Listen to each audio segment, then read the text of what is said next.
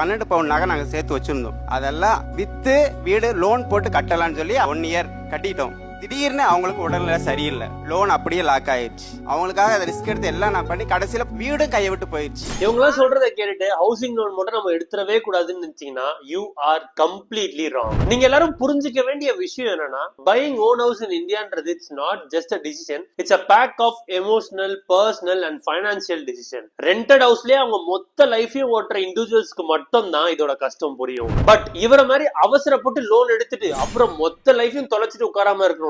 தயவு செஞ்சு நான் அடுத்து சொல்ல போற 3 பாயிண்ட்ஸ் மட்டும் செக் பண்ணிட்டு அப்புறம் லோனுக்கு போங்க.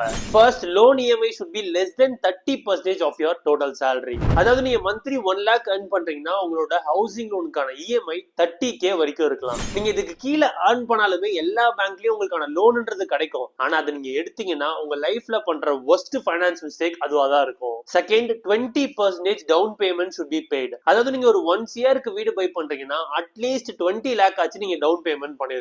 இது நீங்க பண்ணாம விட்டு லோன் எடுத்தீங்கன்னா நீங்க EMI கட்டியே உங்க மொத்த லைஃபும் போயிடும். அண்ட் லாஸ்டா 1 year EMI as emergency fund. If in case உங்க ஜாப்ல இருந்து உங்களை ஃபயர் பண்ணிட்டாலோ இல்லாட்டி ஏதாச்சும் அன்சர்டனிட்டி வந்துட்டாலோ இந்த ஃபண்ட் உங்களை கம்ப்ளீட்டா சப்போர்ட் பண்ணும். வீடு வாங்குறதுன்றதே நீங்க சந்தோஷமா இருக்கிறது தான், பட் அதுவே உங்களோட மென்டல் பீஸை அழிச்சிடக்கூடாது. நான் வீடு வாங்கியே தீருவேன் அப்படின்ற அந்த ஃப்ரெண்டுக்கு இந்த வீடியோவை ஷேர் பண்ணுங்க.